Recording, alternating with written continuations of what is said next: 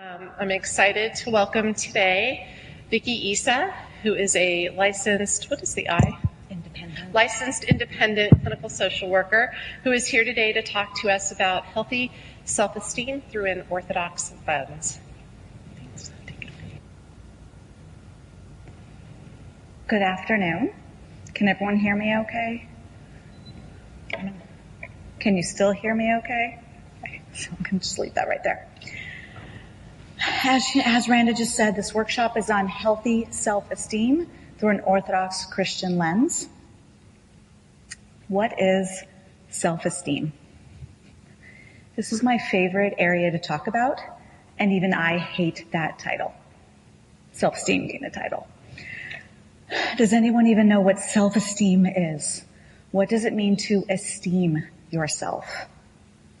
It's where we place our worth. It's where we place our value. It's how we look at ourselves.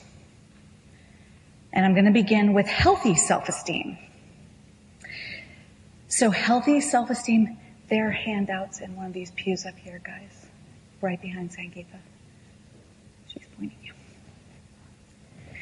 Healthy self-esteem stems from the inside out, and it is based on God and His image. Healthy self-esteem at the core is when we can say the following sentences. I have worth because I was born in the image of God. I stand equal to all, eye to eye and toe to toe. I am not better nor worse than others. Nothing I say or do adds to my worth nor detracts from my worth. I am enough and I matter in spite of my flaws and imperfections. I can hold myself in warm regard in spite of my flaws and imperfections. Note, these last two recognize our humanness, that as humans we are imperfect. We are flawed. And yet, I have yet to meet the person who believes those statements without therapy or coaching. Which leads me to unhealthy self-esteem. And actually, the rest of this workshop is about unhealthy self-esteem, and the Orthodox Christian perspective is the healthy stuff. It's the goal. And we live in a fallen world. Today I'd call it a secular world. So the Orthodox Christian lens is the healthy stuff that I just started with. I will trickle it in for the rest, but now, like I said, the focus is on the unhealthy side. Unhealthy self-esteem comes from the outside in, and it comes from one of the following three sources. I have a fun mnemonic device for these sources, which happens to be my last name. And I'm going to mention the sources first, then I get into detail on each one. So my last name is Easa, E-A-S-A. E is for esteem. A is for achievements. S is for society. And A is for assets or attributes. Achievement. I have worth because of what I do, what I achieve. If I'm in sales and I hit my sales goal. If I'm in sports and I win the game. I'm from Boston. Tom Brady may not be from Boston anymore, but he's a really good example of this. And full disclosure, shocker, I'm not his friend. So I don't know if any of this is true. But my theory is, so a couple years ago, during the Super Bowl, it was theorized that there was a play he did that lost the game. If Tom Brady is achievement-based, he wakes up on Monday morning shattered. It was his fault that they lost the game. Again, just a theory, but just to give you an image of what achievement-based could look like. It could also be if I'm a stay-at-home mom and I make a good meal. I mean, it's literally whatever I do, whatever I achieve, how I perform. And that's where my value and my personal worth stems from, in my unhealthy place. Society. I have worth because you say I do. Whomever the you is. Parents, boss, teacher, friends, children, romantic partner. I mean, literally whomever it is. Taylor Swift, also not one of my best friends, shocker. But her song, and this line sounds better to music, her song Blank Space literally has a line in it that says, find out who you want, be that girl for a month. That's society, or what I also call other-based.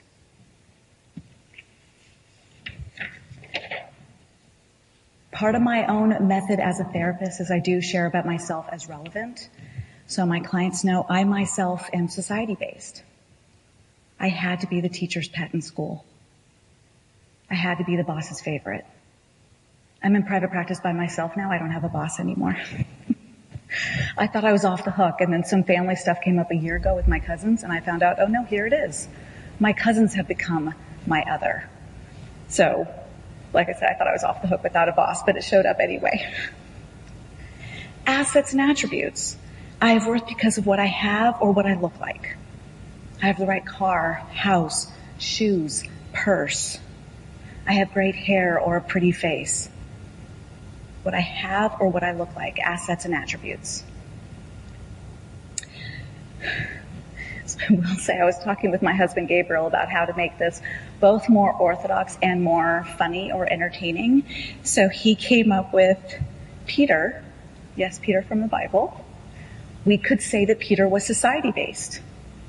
He worried so much what people thought of him, he denied Christ 3 times. Just to give you guys an image. Noah was asset-based. Noah had to have the biggest ship. I was wondering if I could call Paul achievement-based because he had to have the most converts.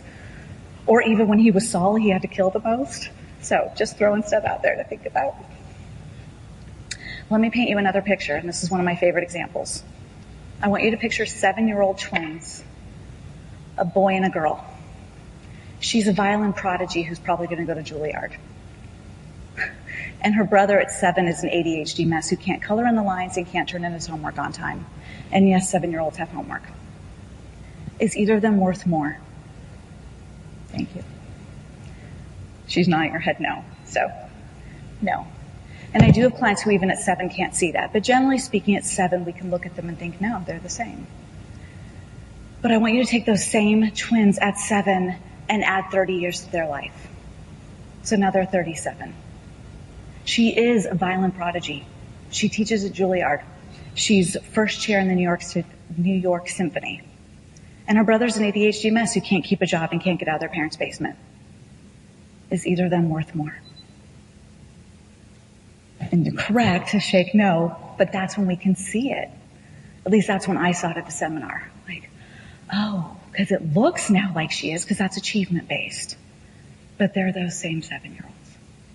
And I have had clients that look at me at 7 and go, no, she's worth more. And that's good clinical work, by the way, for us therapists out there. Because then it became, how young do you need to picture them in your mind to see that they're equal? I've had clients who have to picture themselves literally as infants to see that they have worth, because by 7 they didn't believe it. Generally speaking, someone just, not shout, we're in church, but someone shouted out, generally speaking, which gender is achievement-based? Yeah, thank you. Generally speaking, which gender is society-based? Yes. When our worth comes from these 3 unhealthy sources, we are always left unhappy and unfulfilled. And each source has its own unique outlook, challenges, and unhealthy goals attached with it. And I'll be going into detail on each one. Some people fall into one source, purely one source. My kickboxing instructor, Chelsea, she went back to school later in life, and she has to get straight A's. If she gets an A-, she's shattered, and she doesn't care what anyone thinks about it. This is all on her. And she knows she's a great kickboxing instructor, and that's where her worth comes from, what she does. I know I can get good grades. I know I'm a good instructor. Others, like myself, I know I outed myself earlier as society-based, but I actually am a blend. I use my achievements to get society to like me. So when I had mentioned I need my boss to like me, I always had to have perfect charts. Do my job perfectly. Back in school, how did I become the teacher's pet? By volunteering, by having good grades, by studying. So I used the achievements to get others to like me. And I believe that most people have a blend, and I believe most people are actually more society-based. Humans are a communal species. We are biologically wired for connection. It is our optimal state. And being out of connection, i.e. disconnected, is painful. I'm not sure how many people in this room have kids and how old your kids are. In the past 10 to 15 years, when babies are born, they now do this thing called skin-to-skin contact. The naked baby, as soon as possible after birth, like washed off and weighed, is placed on either the mother's or the father's naked chest. And this is to regulate the heartbeat, and it's to begin the human connection, that bond. As I said, it regulates the heartbeat. We are meant to be in connection. So my theory, I don't have research on this, I'm not gonna lie, but my theory is that most people use achievements or assets or attributes to get society to like them more or approve of them. Yes, there are people that care about their house and just want a big house, sure. A lot of people want a big house for what their neighbors will think or their friends will think. Now you may be already asking yourself, but aren't I allowed to enjoy my job? Simply enjoy it. Or take pride when I win the game or hit my sales goal. And yes, you are. There is a fine balance between that enjoyment and tipping the scale into unhealthy. And here's my little Cliff Notes version of that scale. So if you're looking at achievement-based, pride versus worth. I know that pride is one of the 7 deadly sins. I also know that pride in very small doses is healthy and it releases endorphins in the brain. It's actually good for the body in small doses. It's the feel-good chemical. So the question for people becomes, when does it tip the scale into unhealthy? If you have a good day at work, for therapists, you nail your sessions. For nurses, you had good connections with your patients. You may end that day of like, I had a great day today. I think we often find it when it flips into the opposite of, you didn't make a good connection. You didn't make a patient smile. I didn't do good with that couple. And now at the end of the day, I'm berating myself. That's when it has tipped the scale. That's when it has become, oh, my worth depended on that. Today was a bad day. So there's a balance. If you're society-based, connection versus worth. Remember, I just said connection is healthy. It's our optimal state. But needing someone else's approval is not healthy. And that's when it tips the scale. Am I looking for the connection or am I looking for approval? Me wondering all through college, what's wrong with me that these boys don't like me? That was unhealthy. That was not about connection. That was about getting approval and worth from the boys I liked. Assets or attributes. That part is entertainment versus worth. We're allowed to have pleasure and enjoyment. We're allowed to be entertained by the stuff we have. Get a big TV and watch movies. Get a nice car and go driving in it. I encourage that. Entertainment. When does it tip the scale into my worth depends on that. So as I said, each source also has unique challenges. Achievement-based. Challenge can become workaholism and the hamster wheel. I must get more. I must be always going. I can't stop. You're always trying to outdo yourself. You're worried about the next younger, better person that's going to come along and outdo you. Society-based. You become obsessed with the other, whomever the other is. And we can't control how people think and feel about us. And it actually becomes a type of manipulation. How do I make sure that you're okay with me? Because I'm not okay with me unless you're okay with me. I know how circular that sounds. But that's really what it's about. I'm not okay myself if you're not okay with me. I can't ever fight with my husband because if he's upset with me, I'm not okay. Attribute or asset-based becomes greed. We always want more, and it's actually easier than we think to lose stuff. Nothing is forever. So those are unique challenges that come with each one. Let's go back to the beginning of what I said and remember these. I have worth because I was born in the image of God. I stand equal to all, eye to eye and toe to toe. I am not better nor worse than others. Nothing I say or do adds to my worth nor detracts from my worth. I am enough and I matter in spite of my flaws and imperfections. I can hold myself in warm regard in spite of my flaws and imperfections. See how these unhealthy sources don't line up with those healthy statements. That's where the disconnect is. And each person, for their own unique reasons, typically in childhood, doesn't believe those healthy affirmations. So that's where the work happens. Which of those don't you believe? And let's help you get to the source of why don't you believe those.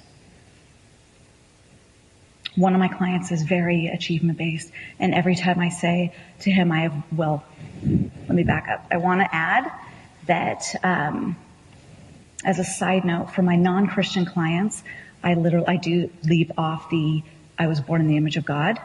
So for my non-Christians, it's I have worth because I was born, period.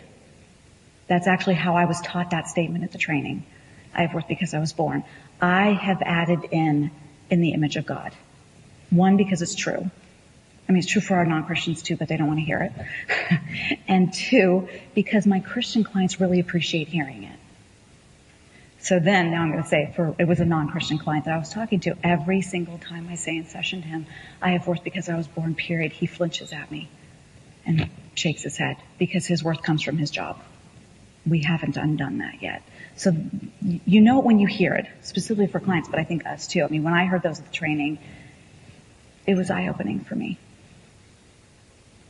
So these do translate to our non-Christians as well, but I think there's a benefit for the Christians. I think my Christian clients get a more full picture of it. And my goal, eventually, I would love to have a fully Orthodox practice. And short of that, I'd like to have a fully Christian practice. I'm just not there yet. I don't know if anyone in here has a fully Christian practice, but that's my goal. I did have in here small groups. So I don't know if we want to do this as small groups or if you guys just want to talk loosely, not even at the microphone, but basically doing some internal work of where do you fall? Where do you think your parents might have fallen? You likely learned this stuff, like I was saying, in childhood. I wonder what messages you might have gotten. Were you trying to get their approval? Were you trying to feel connected to your parents? So I welcome you to look into some possible different reasons where this might have stemmed from as well. Do you guys want to do it in small groups? Or okay, so yeah, that. You don't want to just shout it out for the world to hear? Okay. I need to do the next section. Because this room is not as conducive as I was hoping to discussion, there's going to be time at the end, and sure you might have to come up to use the mic, but to discuss and be it feedback or any questions you have for me or pushback if you don't agree with something. I welcome all of that. It just we have to do it at the end because of the mic and the setup. So there's another lens I want to introduce. I want you to picture everything I've described as the healthy self-esteem as a circle in the middle. And I do use hand signals for this whole section, and they are deliberate, and I can't do this without hand signals. So there's that.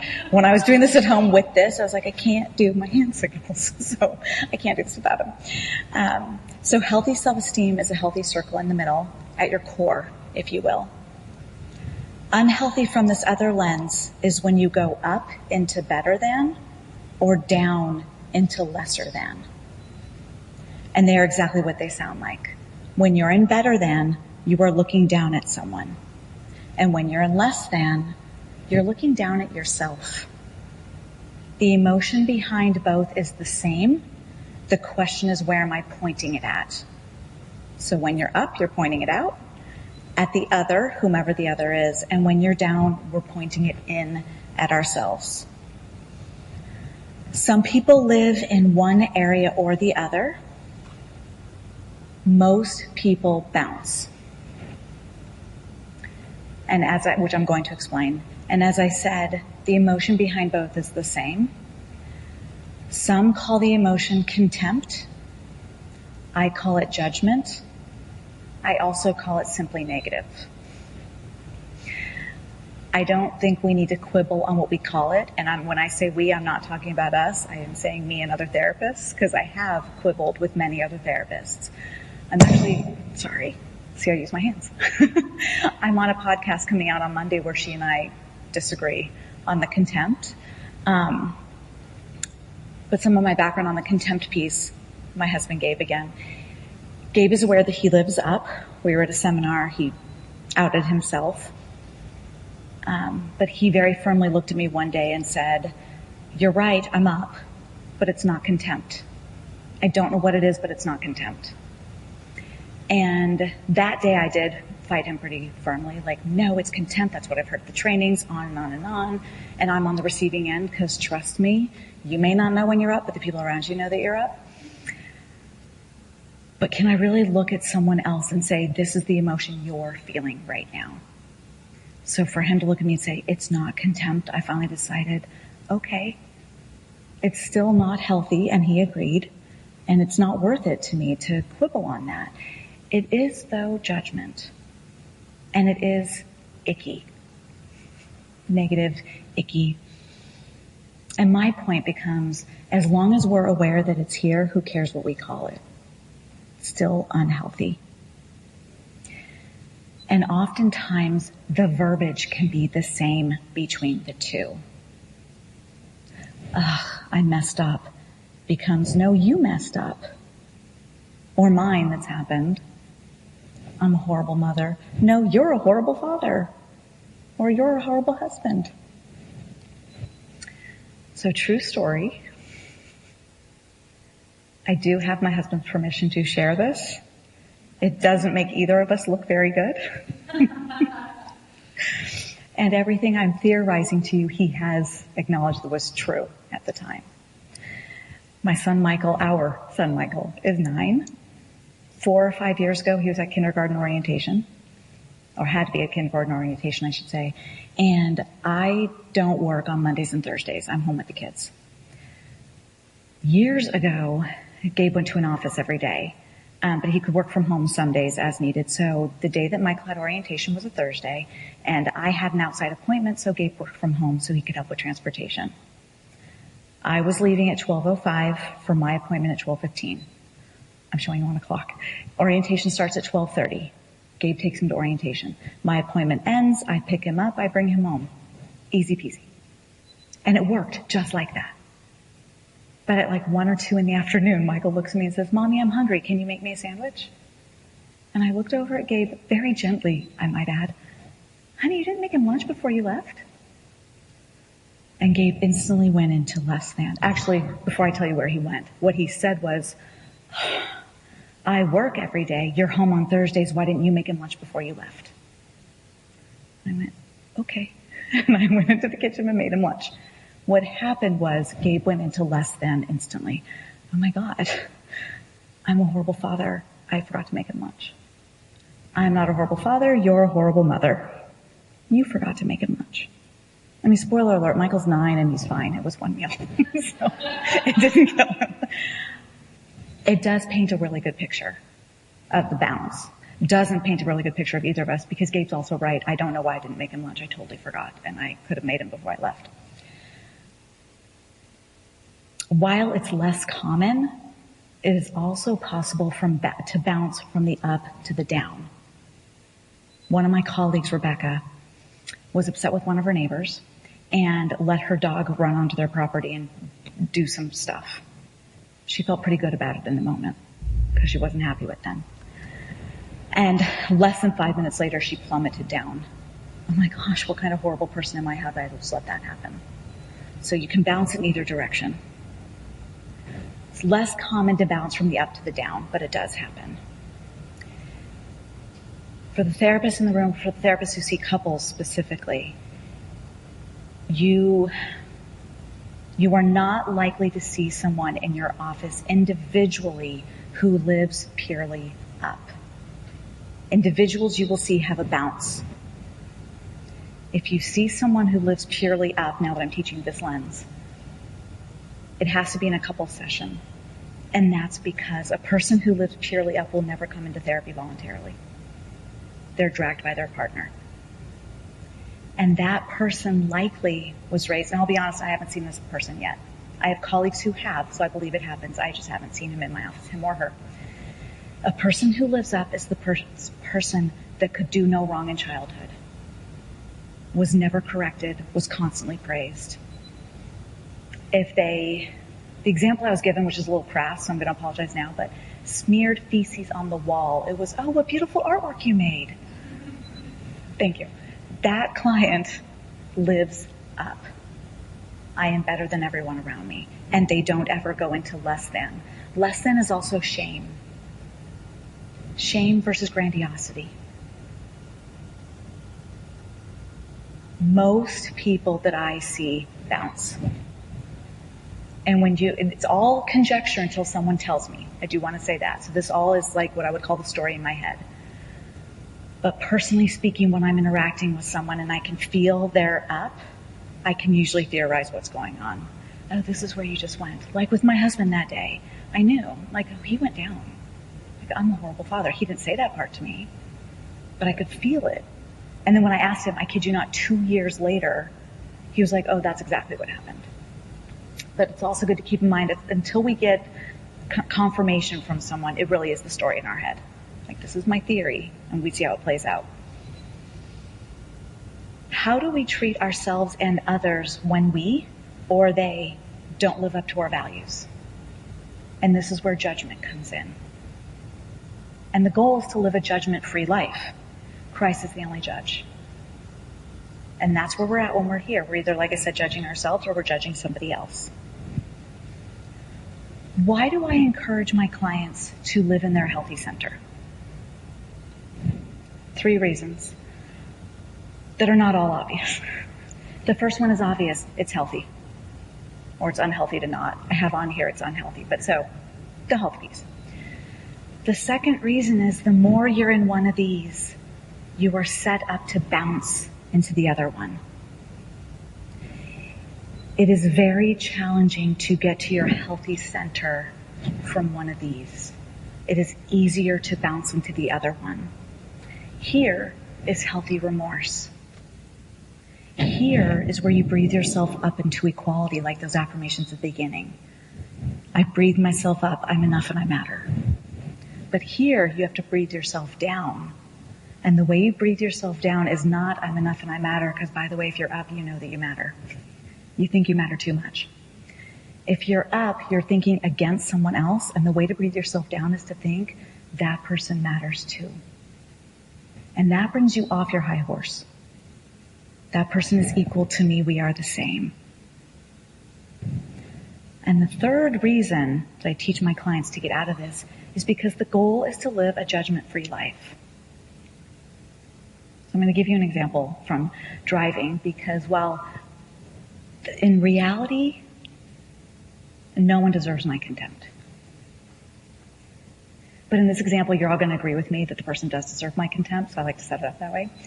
If you're driving on the freeway and someone cuts you off and then slows down, they deserve your contempt.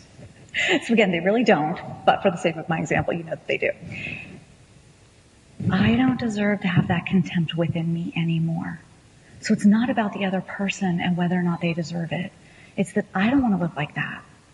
For me to be feeling that towards someone else means that feeling is within me anyway. So the goal is to rid yourself of that feeling, which does take work. This is not overnight work, by the way. I can mention that. This is work. Weeks, months, years. So as I mentioned, healthy remorse lives in the center. The up and the down are also both preoccupied with ourself. I'm going to give you an example because that was hard for me to grasp. Healthy remorse is when we can focus on the other person. Another story. A couple years ago, right around midnight, heading into Father's Day, I looked at Gabe and I said, so I was thinking, I don't think we should be doing Mother's and Father's Day gifts for each other anymore because you're not my dad and it's like one more thing for me to think about.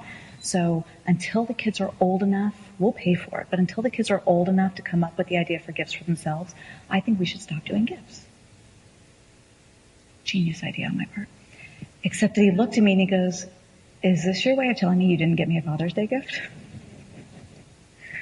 And I plummeted. Oh my God, you're right, I suck. Oh my God, I'm such a horrible wife and I can't believe I'm telling you this at midnight when there's nothing I can do about it anyway. Kid you not. And then I looked at him and I went, you didn't give me a Mother's Day gift. I bounced up. But notice how both are still about me. And then he looked at me and he was like, actually I did, and here's what it was.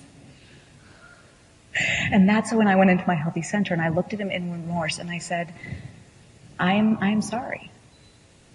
There's nothing I can do about it now. I'm not going to lie to you. It's 11 o'clock. I'm not going to try to go to CVS and get you something. I said, I'm sorry. I messed up. The response I hate, I can't speak for you guys. The response I hate is like, oh, it's okay or don't worry about it. I'm like, no, just say thank you. But he handled it well, and I don't think I ever did get him a gift.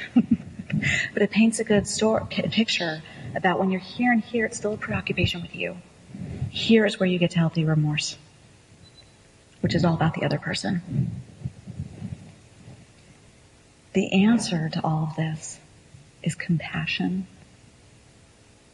The antidote, I like to call it, is compassion. Compassion is found in Christ. Non-judgment is found in Christ. I mean, he's the judge, but we are not. Compassion can be cultivated by building and working a whole different part of your brain.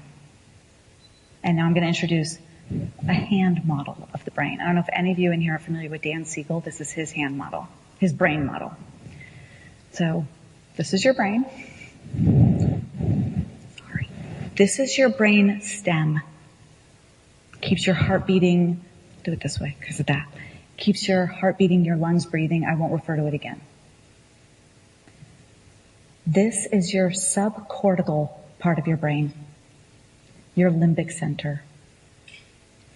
Your impulse, your first reaction. In this model, everything I've been telling you is from the model relational life therapy.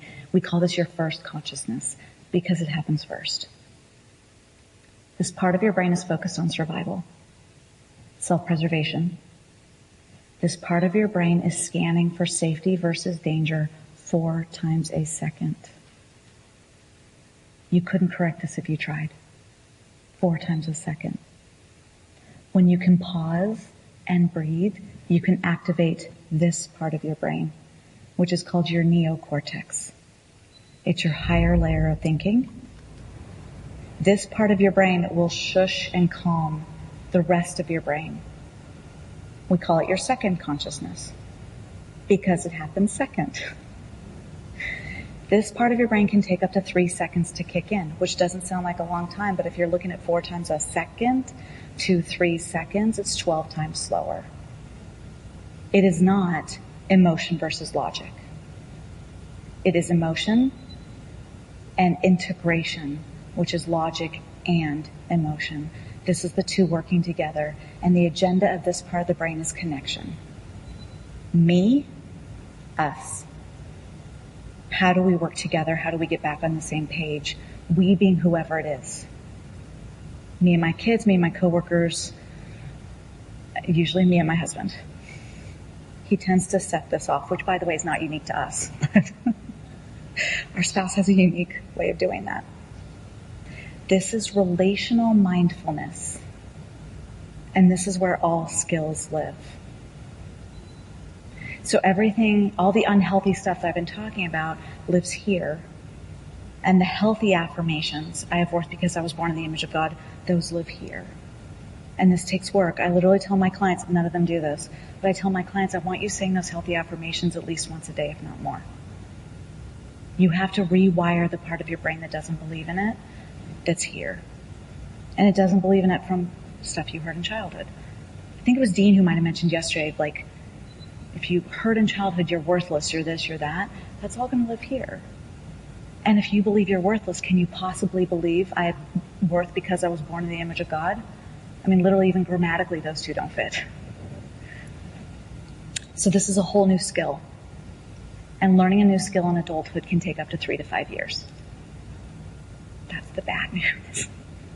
I mean, it's not a whole painful process of 3 to 5 years, but this does take rewiring. This is a whole different way of living. But I welcome you on the process. And now I open it up if anyone has discussion or questions, comments.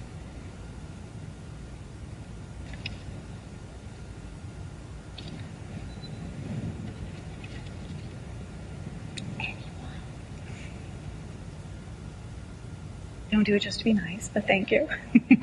Well, we had a discussion in our small group that I wanted to get your input on because I'm a child of immigrants. Many of us here are children of immigrants, or our churches have that.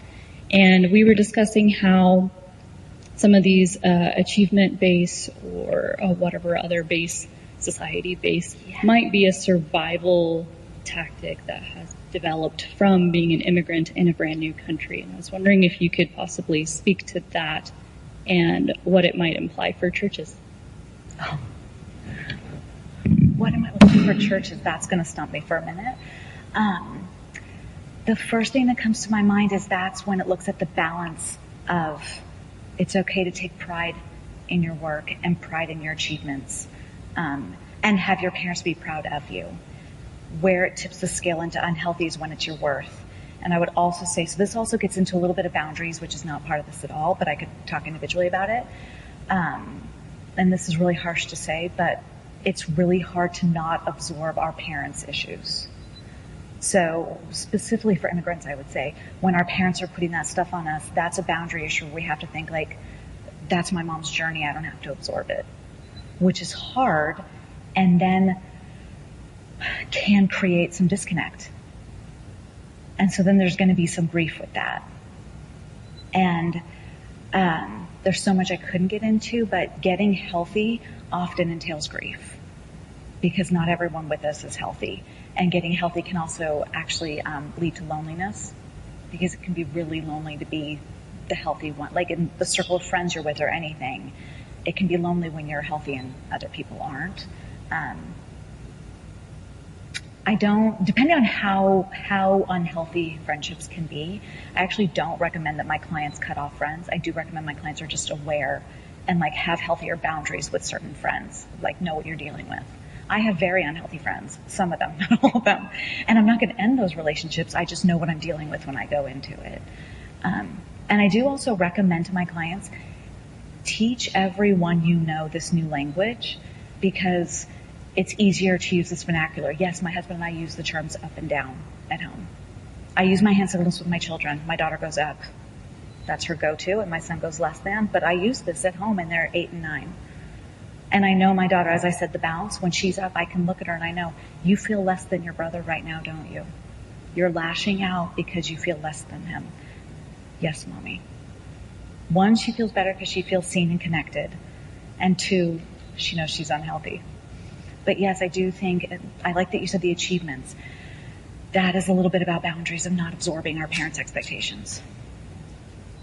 And still feeling proud of it. Like I really do want to emphasize it's okay to be proud of ourselves. In moderation. Does that help? Okay. And I don't know about the church's lens yet. I'm going to have to think about that. Anyone else?